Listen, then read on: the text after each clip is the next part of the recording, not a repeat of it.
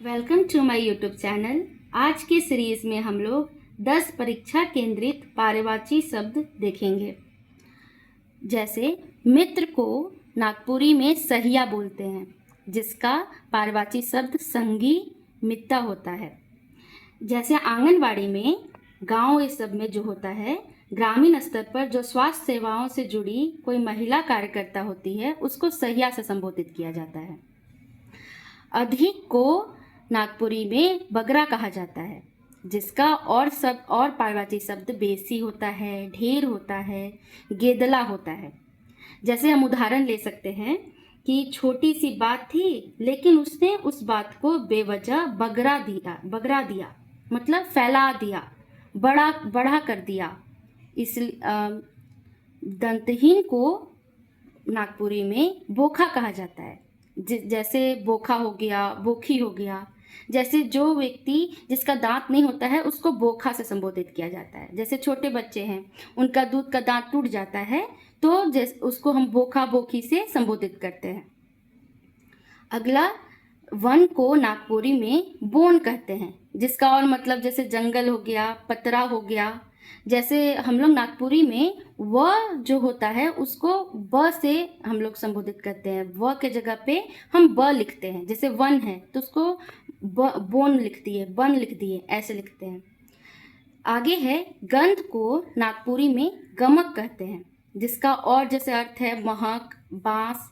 जैसे हम लोग बोलते हैं कि उस कचरा से बांस आ रहा है, गमक आ रहा है, ऐसे हम लोग प्रयोग करते हैं। आगे है, रास्ता को हम लोग नागपुरी में डहर कहते हैं।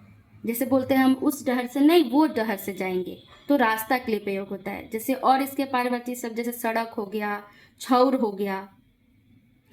तालाब को हम लोग नागपुरी में पोखरा कहते हैं। जैसे बोलते हैं कि उस पोखरा में पानी नहीं है, मतलब उस तालाब में पानी नहीं है। जैसे और शब्द पोखरा के लिए सरोवर भी उसको बोलते हैं, डोभा भी बोल सकते हैं। ताजा को हम लोग नागपुरी में रोका कहते हैं। उसको टटका भी बोला जाता है। जैसे कहते हैं कि वो रोटी टटका है, मतलब वो रोटी ताज़ा है, ताज़ा रोटी खाते हैं तो टटका रोटी खाते हैं, ऐसे प्रयोग करते हैं। अगला है महिला को नागपुरी में जनाना कहते हैं। जैसे हम लोग पढ़ेंगे नागपुरी में, जब लोक गीत के बारे में, नृत्य के बारे में पढ़ेंगे, तब हम लोग देखेंगे कि वहाँ पे आता है जनाना, जनाना नृत्य। जैसे जो महिला जो नृत्य करती है उसको जनाना नृत्य कहा जाता है। और मर्दाना नृत्य, जैसे कोई पुरुष अगर कोई नृत्य करते हैं तो उसको बोलेंगे हम लोग मर्दाना नृत्य।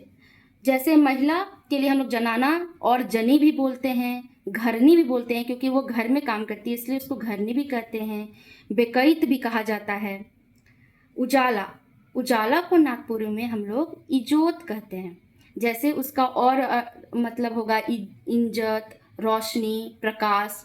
जैसे क्वेश्चन आएगा कि इजोत का पर्यायवाची शब्द बताइए, तो वहाँ पे हम लोग इजोत से याद रखेंगे कि उजाला को ही हम लोग इजोत नागपुरी में बोलते हैं, तो उसका रोशनी होगा, प्रकाश होगा, इंजत होगा।